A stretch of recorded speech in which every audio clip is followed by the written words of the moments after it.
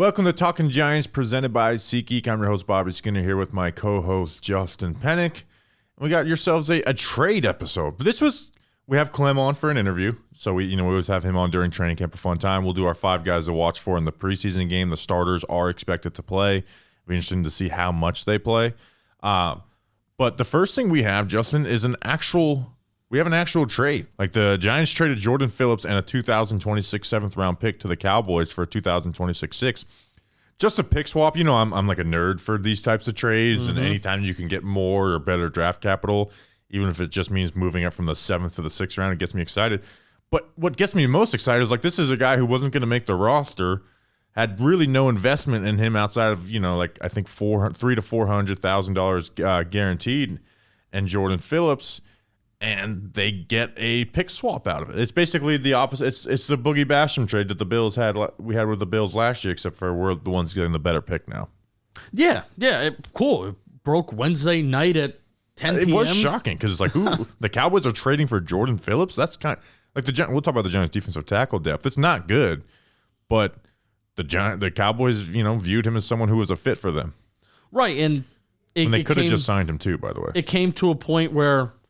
Right, that maybe the Cowboys viewed that they weren't going to be able to get Jordan Phillips. So Giants were not going to play, nor do I think Jordan Phillips was going to make the team, because Elijah Chapman, even Timmy Horn and Ryder Anderson, they have all played better than Jordan Phillips in camp, and they are all starting to get reps over Jordan Phillips as well in camp. I'd say Chapman played better than basically any defensive tackle not named Dexter Lawrence. Yeah. But it wasn't like he lost his spot. It was from the start he was with the third team. Yeah. I thought he looked better in one-on-ones than Ryder Anderson or DJ Davidson or anyone there. I wasn't even on board of he doesn't deserve to be on this team, because I actually do think he should if he wasn't traded, but I'm also fine with trading a guy who's not that good for this pick swap. But again, the defensive tackle spot depth, it's not great. No, I don't understand how anyone's confident of it. And besides the fact, they have Andre Patterson. Well, they had Andre Patterson 2 years ago when it was really, really bad, and they even had Leonard Williams on that team. But you saw when he would be injured, it was brutal. You have after Dexter Lawrence, you have Rakeem Nunez-Roches. He gives you 0 pass rush production. He's a good run defender, but he's not a playmaker in the run defense. You have Ryder Anderson, who missed all of last year with an injury. He's converted edge, and who got punked in the run game that first year. We hope there's some difference there. DJ Davidson, who's, the nose tackle 3 technique. He's just kind of going to be there to control a gap. Jordan Riley, we haven't seen much from him in camp, but he's basically the backup. And then Elijah Chapman is the one exciting one, but I'm also not going to get overly excited over preseason versus third stringers. You do see the quickness and stuff, but he wasn't someone that was dominating at SMU versus small competition. No, and also he's much more of a pass rush guy than a guy that's going to stop the run. And one of the things that we've talked about over the last couple of years since 2022, since Stables arrived, is anytime Dexter Lawrence is not on the football field, the run game is disastrous. It's horrible. And Dexter Lawrence is not going to be on the field for 100% of the snaps. He's not. So what is going to happen when he's off the field? Who is going to be the guy that's going to step up? Is Nacho going to step up enough? Is Ryder Anderson really going to be the one? And kind of hoping that Jordan Phillips, well, we didn't have huge expectations for Jordan Phillips, but Jordan Phillips can help stabilize that, where if Dex needed to go off the field, you can have Nacho and Jordan Phillips on the field. But now it's Ryder Anderson is a guy that was a rookie minicamp signee. Elijah Chapman is a UDFA. Nacho is Nacho, kind of that career backup. So, it's not looking great. When Dexter Lawrence needs to come off the field, it's still not looking great. And I think they're gonna wind up making more moves 53-man cutdown day. I think there's another defensive tackle that's gonna make the team that isn't on the team right now. Yeah, this isn't now Jordan Phillips is gone. Now I feel bad about it. You felt bad about it with Jordan Phillips, because we've seen what he is as a player over his career. But I like, again, these trades aren't the franchise-changing trades, but I kind of like these, right? And especially for a guy that if you were going to cut him, you got something out of it, which is nice. I love that. I love that type of stuff, and we won't go through all of Joe Schoen's trades after this one, but I do want to do a quick rundown of the Giants' picks over the next 2 years. They have their first, second, third, and fourth next year. It's unclear, but I believe they have the lesser of the Giants or the Seahawks pick next year, and then the other one goes to the Panthers. I believe that's what it is. And then they have their 7th and the Bills' 7th from the Boogie Basham trade. And then 2026, they have their 1st through 5th, or their 1st through 6th, and then now the Cowboys 6th instead of their 7th. The biggest news is that we get to screw around in the 2026 day 3 stream in the 7th round. We don't have to worry about the Giants drafting anybody. Second year in a row. Well, next year we have to. We have 2 7th round picks. But 2026, get excited for that day 3 stream. So, yeah, it's just the defensive tackle depth isn't very good. It wasn't very good with Jordan Phillips. The Tyrone Tracy Jr. injury happened since we last were on. We thought he was gone. Looks like he's fine. Sprained ankle. That's kind of a blessing. We were at Patriots crazy Eagles timeline practice, of events. and we were following it. We're just like, man, we can't even joke about, Aircast just coming out. Yeah, I'm shocked that it went for. I don't know if it's just overly cautious. There's nothing wrong with it, but it was. We thought his season was over, and we're talking about like, when does he come back from this injury? Does he look the same coming back from it? Does he trust the ankle? And then he's just like fine. So he is their running back too right now. We saw the preseason snap share basically said that, but a lot more put on Eric Gray. Justin, why don't you talk to us about something? Oh, I'll talk to you about something, and that is Captain Morgan is back, baby. We got a lot of drinks on the table. Hey, there's even been some thoughts of mixing Captain Morgan with this other drink that's on the table too. And you want to know what? That sounds like quite a partay to me. But this episode and this interview with Clem that we're going to have is brought to you by Captain Morgan, the official spiced rum sponsor of the NFL. When things get bland, try Captain Morgan Original Spice Rum. Clem told me that it's his favorite. He likes to spice things up. He's got the kids. Life gets a little monogamous. How do you like that word?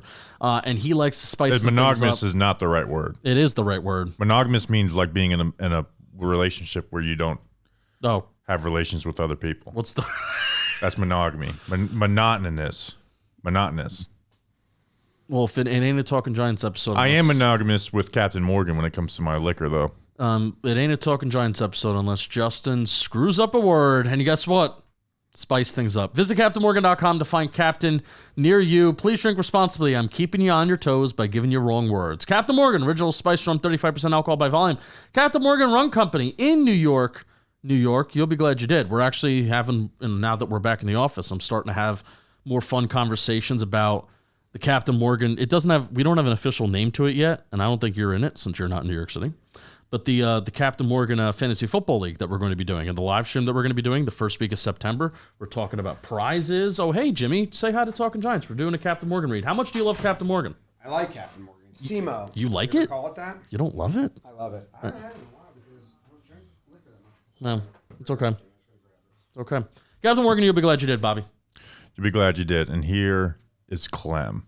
I would now welcome onto the show our good friend, Clem. Clem. This, I was putting together some questions, and this one, I didn't really think about this one until I was putting questions together. We may be losing our weatherman, Danny King, because he took a job with TMZ out on the West Coast, and it just may not work for us, even though we're trying to make it work. How well do you know weather? Guys, I don't know if you know this. I'm a dad. I know all about the weather. I'm learning, and I'm evolving. I'm getting better at it. So I'm learning about fronts and the pressures and all that stuff. Wow.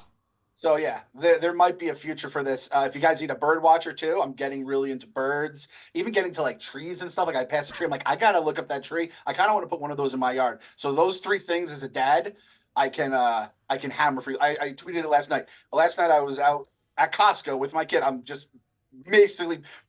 I'm aging up your podcast right now. I'm making you guys too old. But I was the suburban dad. I had a Mickey Mouse shirt on from Kohl's, Old Navy shorts, and New Balances on from DSW.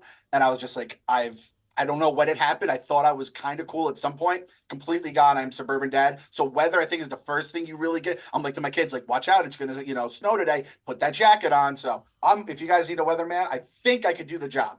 I mean, weather is honestly the least important part of the job. It's like we have our fantasy draft. It's on the preview pods. We do the weather, our fantasy I disagree. draft, The weather is the most important part. spread picks, and then our giant factor and game predictions. Would they let you do our show for 30 minutes every week or no? I'd have to check in. I think it could be a good bridge between the two companies. I feel like we've always been cool. I was getting DMs from John Boy, back in the day. We were talking like parenting stuff. I don't know. I think he might have just had his first kid, or we were at least just talking about kids, the idea of them. So I've always liked the guys. So I'd love to do something that would be fun. Or you could just have like someone's like probably the better thing for your show would have like an Ollie Williams, where someone just be like, "Hey, Jordan," just whatever you check in. Just knows nothing about the Giants. We've actually had legitimate weathermen apply for the job, so we'll see how it all goes. I'm hoping Danny King stays, but for the record, but we'll keep it in. This is the main thing we ask you every year when we have you on this. How do we save this season? Right, a couple years ago we burnt down a boat in Florida. And the Giants had their first playoff win since the Super Bowl. Last year, I don't think we did anything. Like we need to figure out something, because last year I take a little bit of the blame because we didn't like set fire to anything. Like, how do we save the 2024 New York Giants? I believe the phrase is rested on our laurels, or at least the laurels of the 53 guys that actually did work on the field the season before. Coughlin, if this was Coughlin, he'd be like, the like arms up, and he's like, "What are you doing?" That's what he'd be doing to us right now. We didn't get our asses off our shoulders. Bobby, I mean, I'm going to say it. You know the answer without even asking the question. Burning down MetLife? Burn down the fucking stadium. It needs to go. It needs to go. And that's the only thing that's going to We might get that because they're going to play the World Cup there. And I think soccer fans may actually burn that stadium down if someone gets injured in it. I can't wait for the blogs and the articles that Barstool's going to put out. It's like, can you fucking believe that the one of the world's biggest sporting events outside of like the Olympics is going to be held at this stadium? I think it's even bigger than the Olympics. It's nuts, and it's at a stadium that everyone hates. Everyone hates. There's no one who likes that stadium. We all agree. Everybody agrees on it too. It's like if someone gets hurt, when someone gets hurt, someone's getting hurt, probably someone awesome. God willing, it's not Messi. I guess he'd still be playing at that point. It's going to happen. I mean, we just saw what these soccer fans did to the Miami Stadium. Yeah. Right? They're going through vents, breaking down stuff. So you go to MetLife, and again, we're all Giants fans. I see you guys in the parking lot occasionally before the tailgates, before the games. It's a nightmare for us who knows everything about the area and have been going to that area for years. People who are coming in from another country, don't speak the language, don't know what the hell the traffic situation is, the train situation, everything's a nightmare. And then again, you get into the field just ruining people's lives and careers. It's going to be so that would be, is that 26, the World Cup? I believe so. Yeah. So then we have to do something 24 and 20. So we have the next 2 years, we have to find something else to burn. Yeah. Is what you're telling me. Because the stadium will burn in 26. Yes. So I actually don't want them to build a new one before then, because then the one that we have now will cease to exist. So we need to find something else. Who is the official medical partner of the New York Giants? Is that Hackensack Meridian Health? Burning down a hospital seems like that's what the Joker literally did in the Dark Knight. Yeah, we got to put a disclaimer in this one. Yes, this one's going to come back at Barstool. It won't stick to you guys, probably. We're going to be Heath Ledger in 2008. We're going to send press reports out like Barstool employee, says the people should burn down a hospital. Well, you know what? I would have said that before Tyrone Tracy, the miracle of all miracles. Yeah, he died and came back to life. So maybe we figured it out. Maybe we figured out the health side of things because, okay, I know. Growing like probably 10 years ago when you started getting a lot of these reports on Twitter and stuff like that, the training camp reports, when a guy got carted off, your heart would go in your throat. With the air cast. So the cart thing was always it was always like scared you because in games when a guy gets carted off, he's fucked.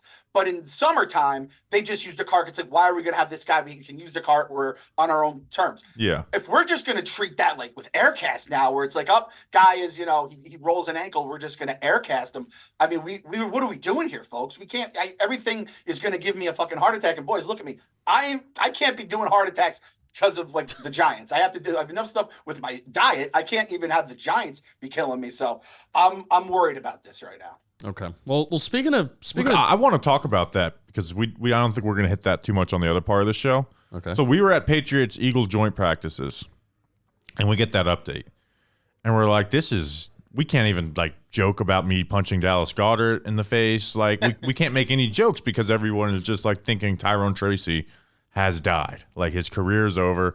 You know, we're thinking like, oh gosh, he's an older rookie too. You know, so it's like maybe he'll be at his prime in his third, get back to normal third year, 27 years an old. old prospect. And then it's like he's a low ankle sprain. It wasn't even a high ankle sprain.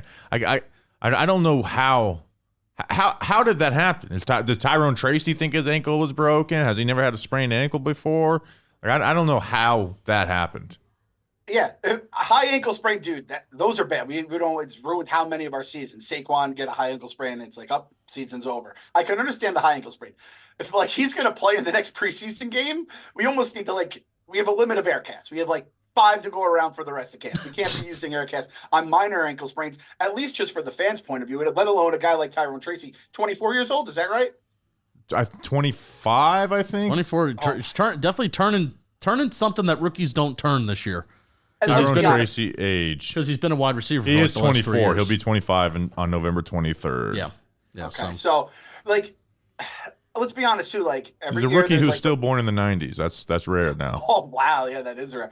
Like, there's always the running back you put way too much hope into, and this year I think 90% of us Giants fans, Tyrone Tracy is that guy. Even fantasy guys are kind of loving him because he can get some receptions, and Devin Singletary is by no means like an RB1 that's just locked in place. So we all kind of had a lot of hopes and dreams pinned him, and like you said, Giants Twitter was wearing all black, so it's like we're kind of just mourning him, and the fact that he was able to come out of it. And let's be honest too, his agent, I'm convinced his agent is the one that put the junior at the end of his name, so you kind of forget how old he is. You see the junior, you kind of subtract 2 years in your head, right? Tyrone Tracy Jr., 22-year-old guy in my mind, not 24.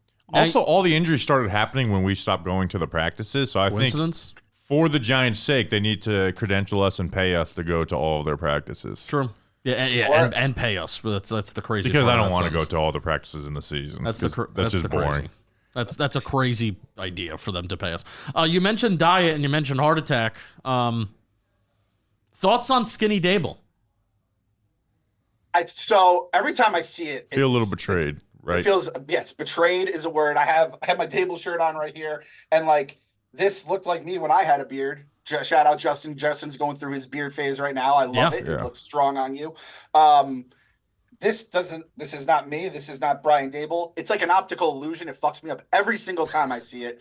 The only thing is, and the thing that makes me feel it right, and I don't like fat guys will like keep this to ourselves, but it's true. You see a fat guy get skinny, you're happy for him, and you're also a little angry at him.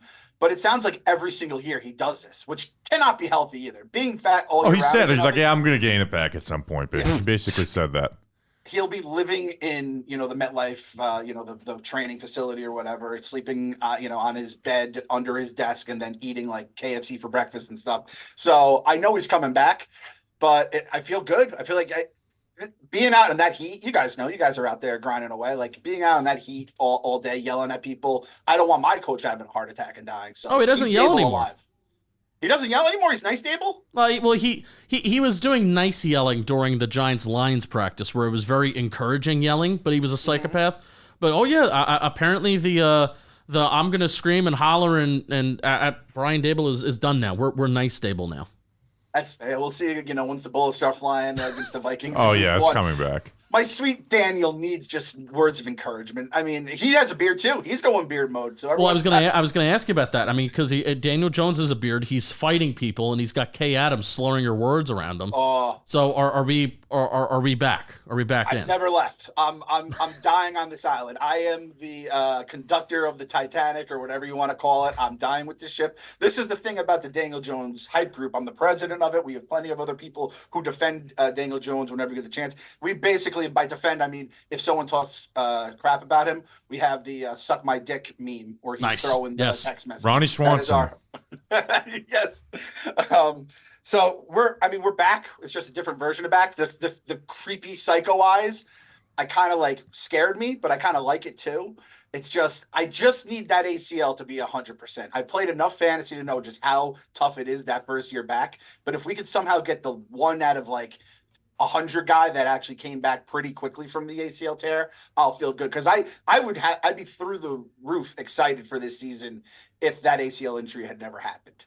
But it's like that's always kind of like the that little hint of onion in the bagel that you get sometimes when you're eating like a plain bagel. You're like, what is that? That's kind of what this ACL injury. It hits me every single time. I get a little too excited. What's your biggest worry for the team this year?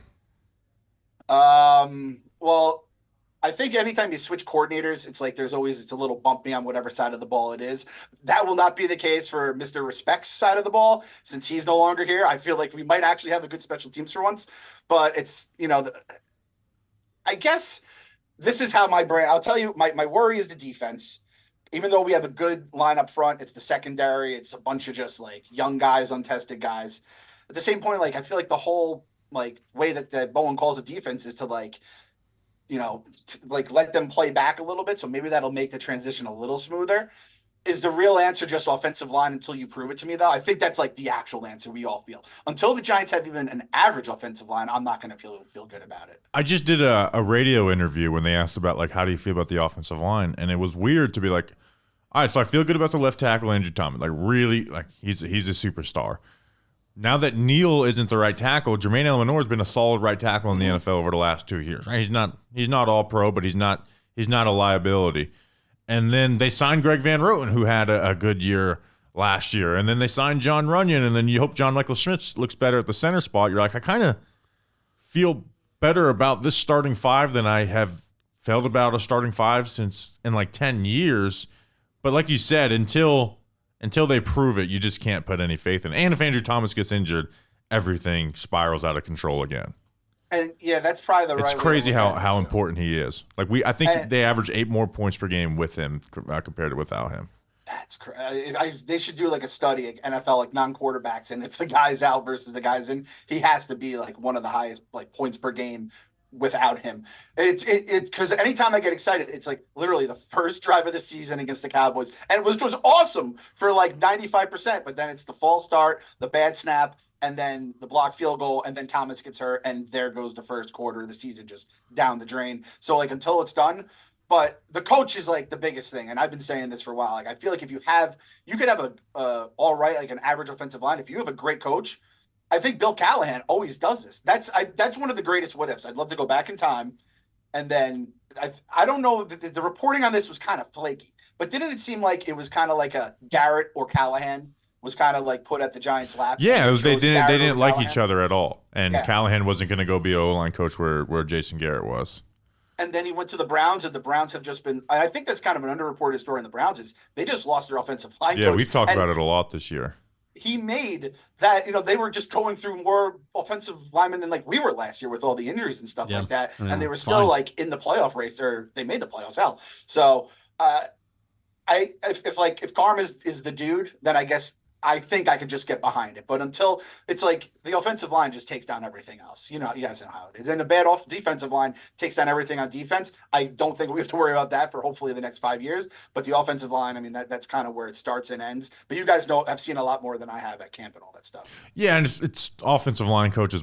Any position coach is hard to judge. Now, the Giants cutting Tyree Phillips last year was the perfect thing to be oh, this offensive line coach is actually bad. He left for a month and came back a significantly better player. How does that happen? We've been through so many O-line coaches. It's just you're always is this the one who's not bad? Right? I remember people oh, well, with Mark Colombo, things will be a lot different, and he might have been the worst of the bunch outside of Bobby Johnson. So, but you hope. Brasilla did good with those Raiders teams and stuff. So hopefully they get the most out of the group. The main thing is just staying healthy, with Andrew Thomas specifically. And then from then on, but because they just don't have any. Is Evan Neal even good depth, right? Even though I know they wanted him to be a starter, their backup guard is who? I guess Aaron Stinney's all right. Yeah, Aaron Stinney. They also do the musical chairs things too, which still drives me nuts a little bit. What's your thoughts on the Giants 100 uniforms? Even though you're only going to see them week 1 and you'll never see them again. Only week 1. It bothers me that they're coming out. I want to see a normal, regular uniform week 1. And the fact that it's going to be different, that's the thing that I don't like. And we'll never see them again after that either. I thought we were getting week 1 and then week 7 or something. I didn't realize it was only week 1. I kind of love the idea that I'm going to forget nonstop that those are going to be the jerseys, and then they're just going to pop on my screen. Yeah, it's going to be nuts. Like, there's going to be like, you're going to have reports like 6 heads across the tri-state area exploded this Sunday afternoon because everyone forgot these were the goddamn jerseys. They're atrocious, at least in like they look it when you see the pictures online. I'll be interested to see what they look like actually on the field. This is the thing though, like even the Steeler Bumblebee uniforms, like at some point they kind of grew on me a little bit. It's like whatever, and they wore them more than I guess we're gonna wear ours. It's kind of like the Giants 100 though. It's just not for me. I know they're pumping the hell out of it. Some of the beat writers are pumping the hell out of it. I could not care less. The Giants 100, awesome. I love to be a fan of like a historically great franchise that has that kind of runway and those kind of memories. The Giants 10, Giants 15 or whatever you want to call it, like the last 10 years, those have sucked. They've been absolute nightmares. So because of the Giants 10 that I've experienced, the Giants 100 means a lot less to me than it would if we were just like not a raging tire fire. Oh yeah, it's at some point because you just get tired of talking about the good old days when the last 10, 15 years. Like I interviewed Chris Nee earlier this offseason. I'm like, man, this was a long fucking time ago, and we've been just so bad since this. When talking about his Super Bowls. My favorite was 2021 because they had the 10-year anniversary of 46, and they had the retire Eli's jersey. This was the first year the fans were back, but they realized, hey, we can't retire Eli's jersey without retiring Strahan's jersey as well. So they had 3 ceremonies, and maybe the worst Giants season we've ever had. And they celebrated that they did one of those things. Either it was the 10-year Super Bowl or the jersey retirement during the halftime of the Rams game, and the Rams game was the worst. Anytime we play the Rams, it's like one of the worst losses that we ever experienced. Even better, the Eli retirement was the Falcons game when they were 0-2. The Falcons were awful. They lost that close game to the Commanders. Like, okay, but we're not losing to the Falcons, right? That is not going to happen. And John Mayer got booed at halftime of that. People were telling him to KY. You could hear videos of people telling him the KYS because he didn't even come on the stage for the Rams one or the Strahan one because he got booed so much. And that was the game he knocked over the trash cans. That game started the burn down MetLife movement. I was telling people to throw trash on the field. That's the most angry the Giants fan base I've ever seen was after that Falcons game, and it was the day that we retired Eli Manning's jersey. So yeah, I went to that game. And oh my God, you were there. I'm so jealous that you got to witness that amount of hate. Furious. I've never been so, I don't know if I've ever been so mad as a Giants fan, because it was like a sense of hopelessness. And like, again, we were 0-2. You're like, all right, this team's gonna be better than this. And so the year before was, I guess, when we could have made the playoffs if the Eagles didn't put in Sudfeld. That was the season before, right? Yeah. So it's like, all right, like we were at least in the playoff race, even though it was a dog shit division. And I was just so, I did like a video afterwards, and I'm just going down the bowels of that awful stadium, and I'm being like, this has to change. And I still think it starts at the top. I think no matter what, like if Dable and Shane figure it out, maybe we'll have some like levels of peace here. I think like John Mara has not done anything that wasn't already set up by Wellington, right? That little runway he had with the Super Bowl was already set up by Wellington, Ernie, and the early days of Reese. And I think everything the last 10 years, it's kind of on him and the rest of the front office there. And we've gone through all the different stuff with the Maras and the what is it when you just hire your like relatives and stuff like that? What do they call that again? Nepotism, all that kind of stuff that's lived in that franchise for years. So I just went crazy. I didn't realize that was the birth of the burn MetLife. I thought that started when we realized how much we were hoodwinked by an absolute dog shit stadium, despite it costing $1 billion. That's fair. So yeah, that was a tough day. But that's why Giants 100 just doesn't mean a lot to me, is because it's the leaking water meme where it's like, oh, we're absolutely terrible. And they just kind of smack like, hey, remember we won the Super Bowl that one year against, whoever. And they just did it every time. And I think it kind of worked out where I would always be at the game. I was at the Eli game. I was at like probably one of the Super Bowl celebrations. And then we're booing the owner. We're cheering like the guys. And we're like, holy crap, that was like 15 years ago, like whatever we're celebrating today. And I'm just so sick of looking at the past while the present is just a disaster. So it's kind of like what the Mets used to do with the Wilpons, except the Mets never really won that much. Yeah, well, the '86 team is still eating off their ring. I say that's why if you just win one championship for some of these franchises, you're set for life. Like Jalen Brunson, if he wins the Knicks championship, he Not gonna will happen. be set for life. Yeah, Bobby, don't you start, Nets fan. Don't you start. I had to listen to all the KD stuff and how we're not cool. So we get our time, even though it'll probably end like 3 years because that's the way the Knicks stuff goes. But the Jets even too. Like if Rodgers somehow like won this Super Bowl, he would be propped up as like better than Eli in their eyes, despite Eli winning 2 and beating the greatest coach and quarterback combo in the history of the game, including an 18-0 team. Yeah, I just now that we've talked about that Falcons Eli game and the fact that you were there and got to witness, I'm just like I remember that was the most like on the line of like getting. Well, actually, the Cowboys game later that year when I had COVID. I almost lost my entire. I almost like my Twitter account. They was like, "You're not allowed on Twitter anymore," and I appealed and got it back. But I tweeted. I just looked it up. I tweeted, "Throw your trash on the field, steal stuff." Like, and I was so. I'd never been so. I'm gonna delete that tweet, by the way, just because that's Take a screenshot of it before you delete it. okay. Oh, boo. I do not endorse this, by the way. I say you live by your stances no matter how dumb that. No, that's not true. It's probably for the best to get rid of that. You can get like brought up to you and like that could like lose you a job in the future. You don't want to mess with that. Yeah, I screenshot it so I can always have the memory. Like, remember when you told people to steal stuff? I've never been more angry because by the end of the season, you're kind of just like, okay, this is the end of the season. Somebody's gonna get fired.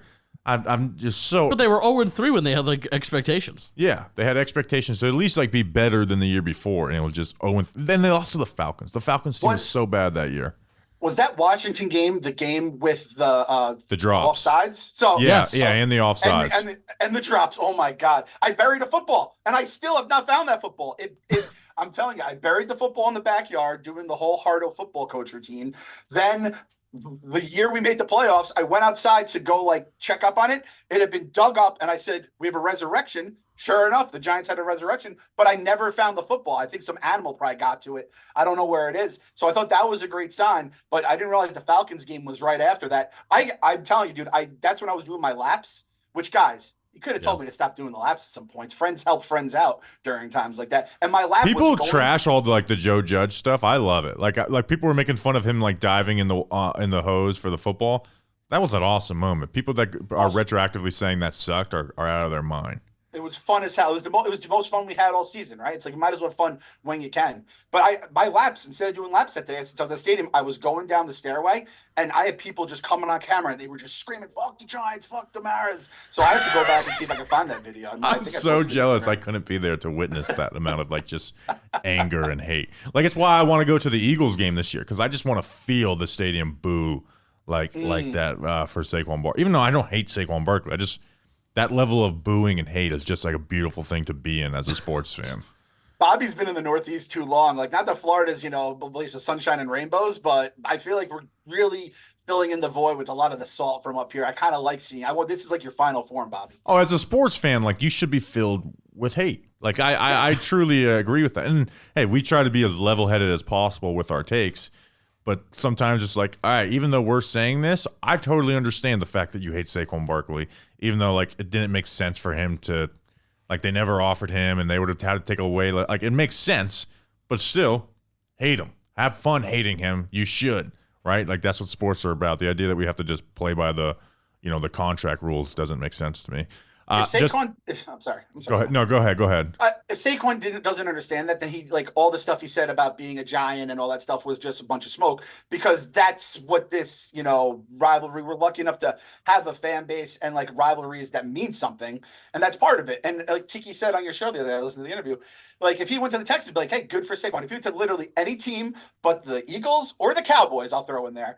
This was going to be the response. And I just don't, unless the money was so much more than anyone else was offering, or this is the only chance he thought he could get a ring, I don't understand why you would throw out all that important post-career stuff that he said was very important to him to go to like one of the two teams. It's over. Yeah. And hey, Tiki was my favorite player growing up. I've softened a lot more, but like 07, it was like Tiki's dead to me.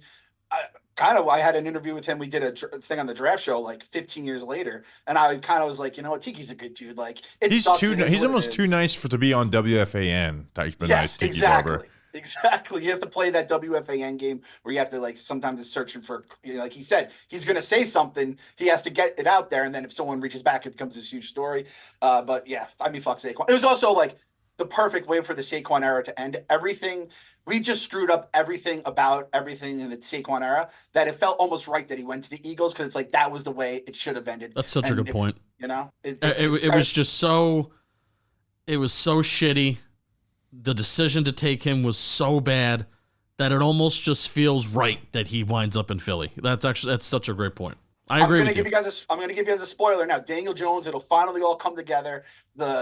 Neighbors has made him like this good quarterback. The line is there, and then like somebody's going to hit him. His neck's going to be fucked up. His career's going to be over. And it's like, well, if we just protected our quarterback and invested in weapons in him, he would have been pretty good. He was pretty fucking good under Pat Shurmur as a rookie. Everyone forgets. And we threw Jason Garrett at him, like you said, Bobby.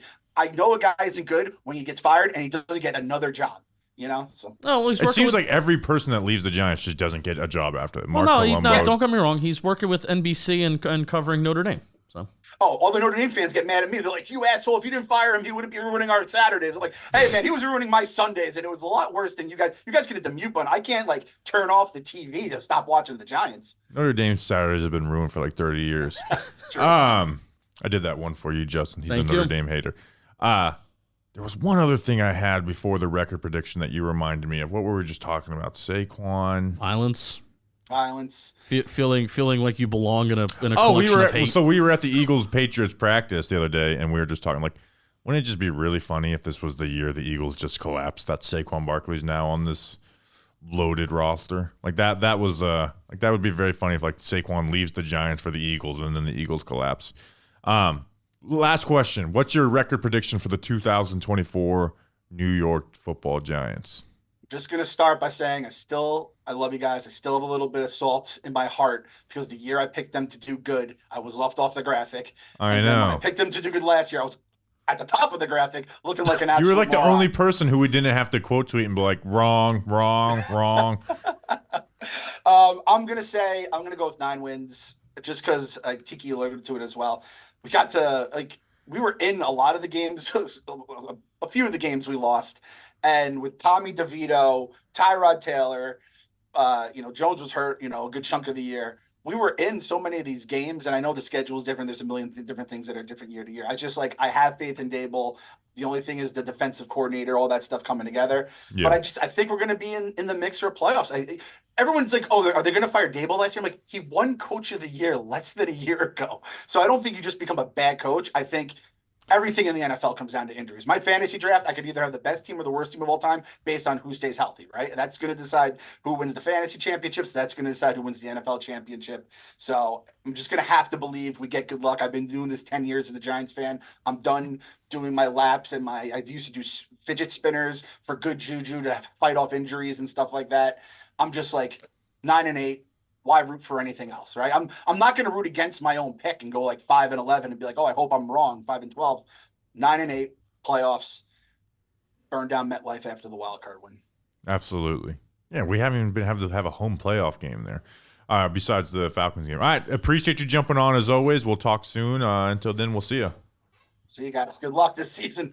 God have mercy on all of our souls. Thank you, Clem, for jumping on. Before we get into our 5 guys to watch for, it's hot outside. And your nighttime bedroom temperature has a huge impact on your sleep quality. This is if you're sleep hot like me, and they sent us these are like maybe my favorite thing that we sponsor. Game changer. If you wake up too hot or too cold, I highly recommend you check out Miracle Made's bed sheets. Miracle Made sheets are inspired by NASA. Look at this. This is my AirPod case. Is NASA. I watch all the launches. I live 30 minutes away. We went and visited NASA. I want to have kids just for the sake of taking them to the Kennedy Space Center. I love NASA, but this isn't a NASA ad. They are inspired by NASA and use silver-infused fabrics that are temperature regulating so you can sleep at the perfect temperature all night long. Using silver-infused fabrics inspired by NASA, Miracle Made sheets are thermoregulating and designed to keep you at the perfect temperature all night long, no matter what the weather. So you get better sleep every single night. The sheets are infused with silver that prevent up to 99.7% of bacterial growth, leaving them to stay cleaner and fresher 3 times longer than other sheets. No more gross odors. Wash your sheets, by the way, people. Miracle sheets are luxuriously comfortable without the high price tag of other luxury brands and feel as nice, and if not nicer than sheets used by some 5-star hotels. I've spent some nights in hotels recently because we've been doing some traveling. Miracle Made better. Miracle Made is better. Go to trymiracle.com/giants to try Miracle Made sheets today. And whether you're buying them for yourself or as a gift for a loved one, if you order today, you can save over 40% off. And if you use our promo code GIANTS at checkout, you'll get 3 free towels and save an extra 20%. Towels are expensive. Miracle is so confident in their product, it's backed with a 30-day money-back guarantee. So if you aren't 100% satisfied, you'll get a refund. That's trymiracle.com/giants. Now, I don't think you're going to want to do the refund, though, because you'll be glad you did. All right, Justin, our 5 guys to watch for the preseason. We'll go a little bit quicker, but I hate to do this for this list because it's like no duh, and I try to not do no duh, but this is important. My number 1 guy to watch for in the Giants-Texans preseason, and I hope they play at least close to the whole first half. Tommy DeVito. No, it's Daniel Jones. Oh. Like, I'm not looking at the stats, but how does he feel with the pocket, right? The last time we saw him was a game coming off the neck injury. He was wildly inaccurate, and then he tore his ACL. Like, there is going to be nerves for the first time in almost a year where this guy can take a hit. Right, and I'm sure the neck, after 2 neck injuries, I'm sure that's in the back of his mind too. It's gotta. Like, I want to see how he looks when he actually can feel a pocket and there's a threat of being clobbered and taking a hit. So, like, I think it's cheap to do this for the 5 guys to watch for, but I'm actually much more interested in Daniel Jones preseason than that first one in 2019. Oh, yeah, for sure. And we saw at the beginning of camp where the Giants have only done 11 on 11. The beginning of camp, there were some missed throws that he had, some easy missed throws and stuff that were like, all right, well, Daniel Jones, when he gets down to it and Daniel Jones fully gets comfortable, he's not missing those swing passes out of the backfield to the running back that's 5 yards away from him. But we could see a little bit of nerves, and it's actually been really, really nice to read some of Dan Duggan's practice updates saying that this stretch of Daniel Jones that we've seen the last week, basically since the last week that we haven't been there, it's been the best stretch of Daniel Jones camp that we've seen so far. So, hey, Giants fan, hoping we see the latter and not the former, but rooting for him to look comfortable because it will not be fun, regardless of should we panic, should you not panic, blah, blah, blah. If he doesn't look comfortable and if he's missing some throws, it won't be fun coming on this podcast trying to dissect how we should feel about that. Yeah. So, again, I'm not looking at stats. If he throws an interception from a clean pocket, we're obviously going to talk about it. But the main thing I'm looking for is how I look in the pocket. Since we're on this right now, where are you on with the play versus not play? 2 years ago versus the Bengals, Brian Dable's first year, they played the first quarter and a drive, the starters, in that week 2 game. The Texans played their starters last week for a drive.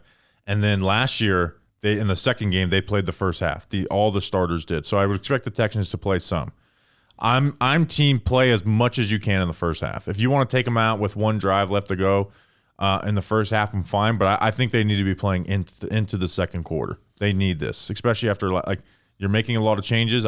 I expect them to play a good amount this Saturday. And I'm not going to complain if someone gets injured. Like, oh, why are they playing? It's just a part of football. If we see 2 drives where they kick ass, then I'm good. No, honestly, I'm the opposite. Where last year, I think they changed their plan because the Panthers game, they had 1 drive, they kicked ass, and they said, that's it. That's good. I think they need to play more football and not just go like, look, we're set, we're good. Because I guarantee you they were just going to play more than that last year, and they decided to pull the plug after 1 good drive like that. Well, I'm saying 2 drives. Because, I mean, that they ran a lot of plays in that Panthers drive. But for me, it's not like a time thing. I'm not putting it on the first drive in the second quarter.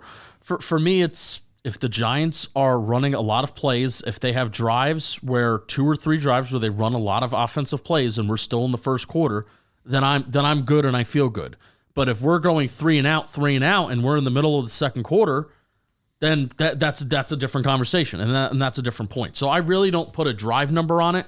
I really look at the plays and I look at the quality of drives. That's for me. And if the Giants give me 2 to 3 quality drives, even if we're still in the first quarter or the early part of the second quarter, then I'm done and I'm pulling them. But if we're struggling and we're going 3 and out and we're in the middle of the second quarter and we're not running a lot of plays, then keep them in.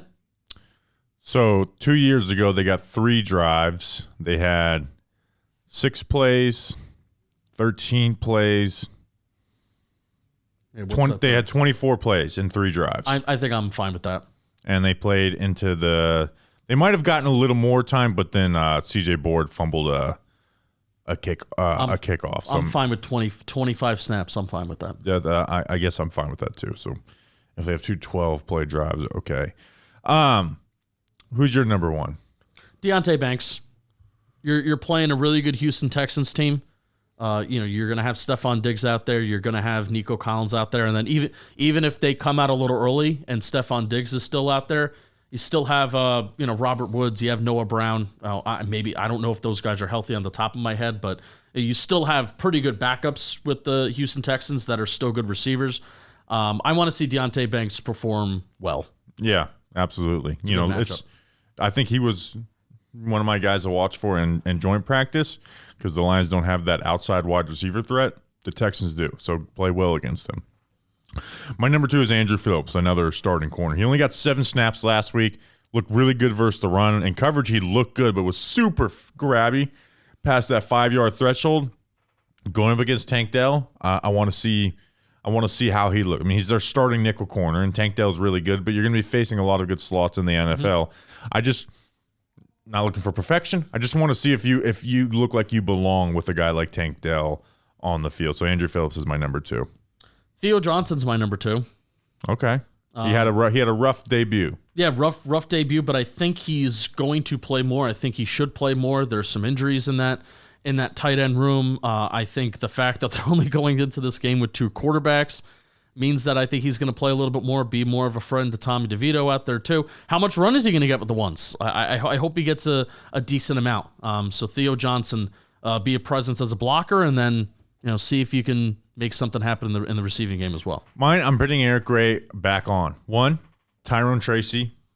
The running back 2 battles should still be open at this point at camp. He had a good performance last week. Tracy's probably not We didn't playing. get to see him pass block at all. I still need to see that to trust that I could put that guy on the field. So Eric Gray is my number 3. Put him in blocking situations. It would be malpractice to not put him in blocking situations. Mm-hmm. My number 3 is Greg Van Roten. Okay. Where is he going to play? I don't know. John Michael Schmitz is back. They've been rotating like crazy with center and guard. John Michael Schmitz is back. Now, I don't know if John Michael Schmitz is going to play. I mean, he should if he's back practicing and they're kind of easing him back in. Yeah, because he's not going to play in the 3rd game. Right. Starters don't play in the 3rd game. Right. So, Greg Van Roten, if you're at center, how do you look? How comfortable do you look? Are you getting the snaps down? Et cetera, et cetera. If you're at guard, how do you look at guard? Yeah. So where's Greg Van Roten going to play, and then how does he look? Let's go quick through 4 and 5. My number 4 is Nick McLeod. I just want to see what position will he play. Does he look like he's better than the guys ahead of him? I thought probably won't play. He was dealing with injury. My number 5 is Ryder Anderson. I mean, he seems to be defensive tackle 3 after Dex and Nacho, and like their second pass rusher after Dex. I want to see how Ryder Anderson looks. So those are my 4 and 5. My number 4 is Micah McFadden. I hope he plays. I think he has to because there's a bunch of linebackers that are kind of struggling with injury. Deontay Johnson's out for a little bit. This has been the summer of Deontay Johnson. Micah McFadden has been forgotten about a little bit. He's been like in a rotation during practice, at least when we were there. So if I think he should play because the starters are going to be out there and starters are going to be playing. Take advantage of Deontay Johnson not being out there. And then my number 5 is Azeez Ojulari. Really underwhelming performance last week. Yeah. Shane just saw, I believe, an Art Stapleton tweet that Shane Bowen mentioned having all 3 of those edge rushers plus Dex on the field at the same time. A little bit of a throwback to a NASCAR package. So if Azeez, if you're actually going to be part of the team this year or be relied on as a backup or even be relied on as in this pass rush rotation, go out there and have a better week, especially against backups. Yeah. So Last week's performance was unacceptable. Like, we talked about they just traded Jordan Phillips, and I kind of was like, I'd like to keep Azeez as the 3rd guy. Like, you can't have you got to be way better than what you were. That was like an unacceptable performance from Azeez. Yeah. Justin, why don't you talk to us about something before we talk about our plans for the weekend? Oh, boy. Upcoming. Yeah, John Boy Media and iHeart Podcasts have teamed up. What do I mean by that? 2 of your favorite John Boy Media shows can now be found over at the Dan Patrick Show. You know him, Dan Patrick. In addition to where you already watch or listen. That's right, Wake and Jake and Jimmy's 3 Things. We may be going on Wake and Jake for football relatively soon. I've joined the iHeart Podcast and the Dan Patrick Show family. And the best part, they'll still continue to be the same shows you know and love. And if you couldn't tell, we're excited about this one. We couldn't do cool stuff without all of you and all your sports. So thank you very much. Go check out Wake and Jake and Jimmy's 3 Things. You'll be glad you did. Check out Dan Patrick. He's up and coming. We will be streaming the game again on Saturday with Grump. Grumper's back in, so we'll see the normal crew with us. Great news. We'll have headset mics, Bobby. Yep, I was going to demand that, so I'm glad you guys got ahead of me on it. And I'm gonna make sure my YouTube TV is with the local broadcast well before.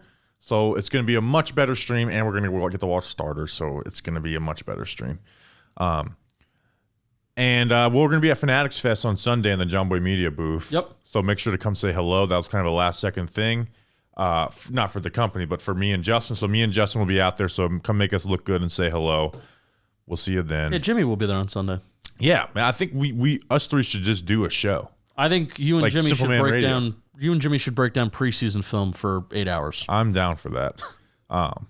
Maybe I will just bring my computer and just start doing preseason clips because it's going to be the day after. All right, we'll see you then. Until then, let's go Big Blue.